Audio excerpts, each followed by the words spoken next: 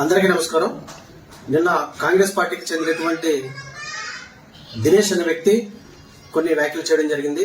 ముఖ్యంగా నాకు 18 సంవత్సరాల వయసు నుండి ఇప్పటి వరకు ఎప్పుడు కూడా ఏ ఒక్క పార్టీ జెండా గాని ఏ ఒక్క వ్యక్తితో కానీ పనిచేయలేదని ఆయన చెప్పడం జరిగింది. అంటే 2021లో మరి గొల్లపల్లి అశోక్ తో గట్రా పనిచేసాం. మరి అప్పుడు గొల్లపల్లి అశోక్ ది పార్టీ కండువా కదా మెల్ల వేసుకుని తిరిగి ఊరూరు తిరిగి ఓట్లు దండుకున్నావు. అంటే నువ్వేం చెప్పేది ప్రజలు నమ్మేస్తారని ఆలోచనలో ఉన్నావా ఏంటి? ఇంకొకటి, నువ్వేమైనా మా నాయకుడిపై రాజకీయ విమర్శలు చేసినప్పుడు దానికి ప్రతి విమర్శలు మేము చేస్తూనే ఉన్నాం. మరి దానికి అలా చేస్తున్నందుకు మీ అంత మూర్ఖులు ఎవరున్నారు? కొంతమంది మూర్ఖులు మాట్లాడుతున్నారు అని అడుగుతున్నావు కదా.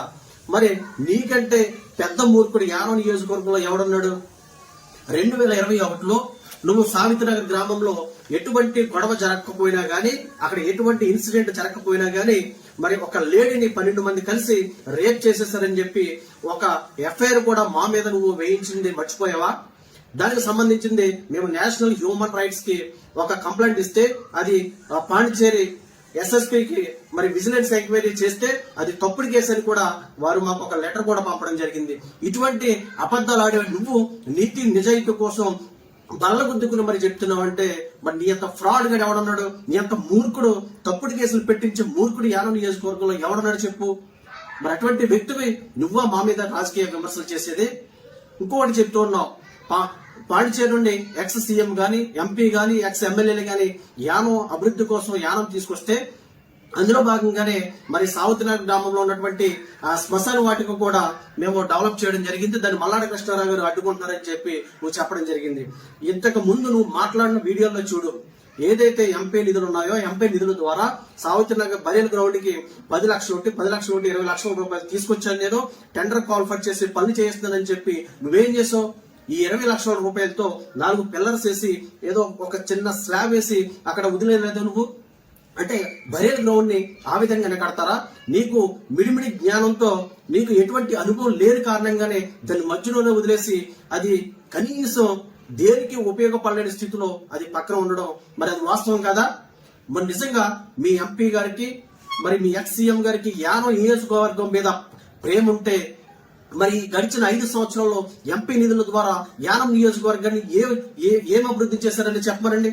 అదే మల్లాడి కృష్ణారావు గారి టైంలో 2016 నుండి 2021 వరకు మరి ఎంపీ నిధుల ద్వారా సుమారు 5 సంవత్సరాల్లో 4-5 కోట్ల రూపాయలు తీసుకొచ్చి యానం నియోజకవర్గాన్ని డెవలప్ చేసేవారు. మరి 2021 నుండి 2026 వరకు ఎన్ని కోట్లు తీసుకొచ్చి యానం నియోజకవర్గంలో పని చేశారు? మరి సెంట్రల్ గవర్నమెంట్ నుండి ఏమేమి స్కీమ్స్ తీసుకొచ్చారు? ఏమేం ప్రాజెక్టులకి మరి అనుమతులు తీసుకొచ్చారు? మీ ఎంపీ గారు ఏం చేస్తున్నారు? మీరు ఏమీ చేయలేరు. మీరు మా నాయకుడిపై మరి రాజకీయ విమర్శల, నువ్వు అసలు మా నాయకుడిపై విమర్శలు చేసే అంత స్తోమత నీకుందా? అంత స్థాయి నీకుందా? నీ స్థాయికి మించిన కౌర్లు మాట్లాడుతూ మా నాయకుడిపై రాజకీయ విమర్శలు చేస్తే మేము సహించేది లేదు. ఇంకోటి ఏం మాట్లాడుతున్నావు? అశోక్ గారు మరి ప్యాకెట్ ఆడుకుని కోట్లు సంపాదించుకుంటాడని చెప్తున్నావు. ఆయన కంటే డబుల్ ఎక్కువ సంపాదిస్తున్నాడు. ఈ రోజు ఆర్ఆర్ లాడ్జ్ లో ప్యాకెట్లు ఆడిస్తూ అశోక్ గారు ఎక్కడైతే కోట్లు సంపాదించేస్తున్నారో రేపు 2026 ఎలక్షన్ లో మరి ఓటికి 3,000 4,000 ఇచ్చేస్తారని ఒక ఉద్దేశంతో నువ్వు ఆయనకు పోటీకి ఒక 5,000 6,000 ఇచ్చేదో, అక్రమంగా ప్యాకెట్లు ఆడించి డబ్బు సంపాదించేదామని ఆర్ఆర్ లాడ్జ్ లో నువ్వు ప్యాకెట్లు ఆడిస్తే క్వారింగ్ పోలీస్ స్టేషన్ లో క్వారింగ్ పోలీసులు రైడ్ చేసి పట్టుకోలేదా నీ అనుచరుని? మరి ఇటువంటివన్నీ కూడా పేపర్లోనూ సోషల్ మీడియాలోనూ రాలేదా?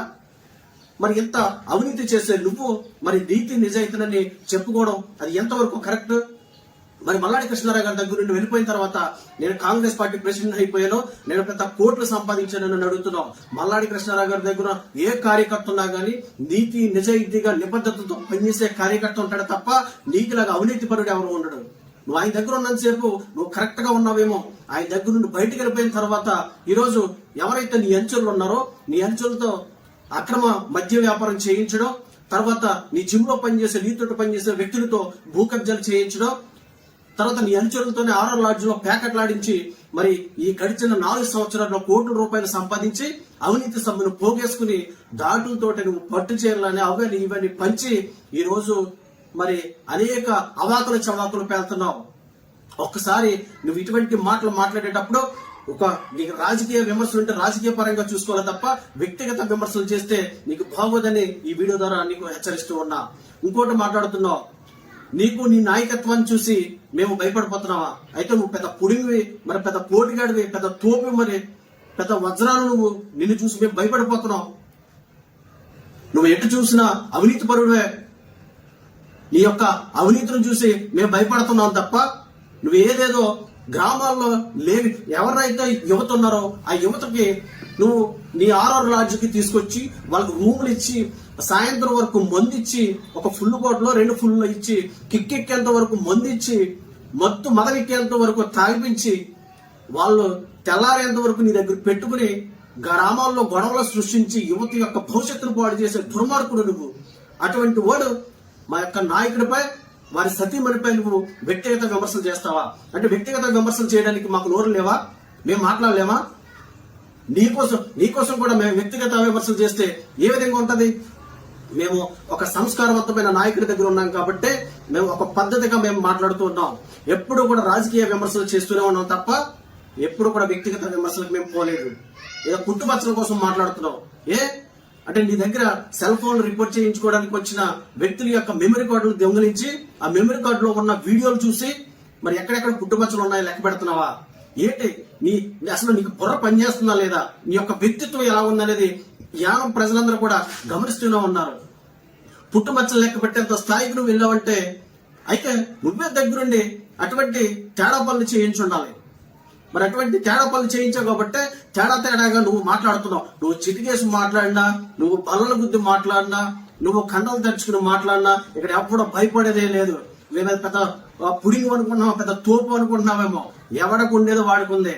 మళ్ళీ ఇంకొకసారి మా నాయకుడు మల్లాడి కృష్ణారావు గారిపై అవాక్కులు చవాక్కులు పేలావంటే పరిస్థితులు చాలా తీవ్రంగా ఉంటాయనేది ఈ వీడియో ద్వారా నీకు హెచ్చరిస్తూ ఉన్నా.